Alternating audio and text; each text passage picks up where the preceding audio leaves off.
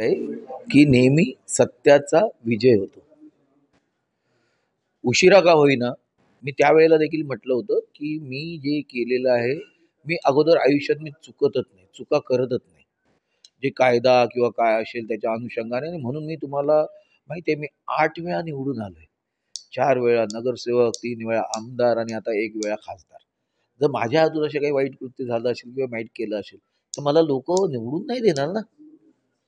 त्यामुळे मी जे करतो ते पूर्ण विचारांती, कायदा हे सर्व कारण प्रत्येक गोष्ट समाजामध्ये करत असताना चांगली आणि वाईट असते. तर चांगली कोणती आहे ती करायला पाहिजे आणि त्या पद्धतीने मी ती करत असतो.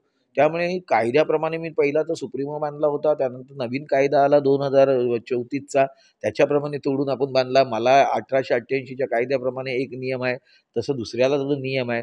बाकीच्यांना नियमामध्ये तुम्ही ग्रँटेड करता आणि मला नियमामध्ये तुम्ही स्टॉपवर्क देता, ते चुकीचं होतंय. मी त्यावेळेला सांगितलं. काल मी तेच म्हटलं आणि आजही तेच म्हणतोय.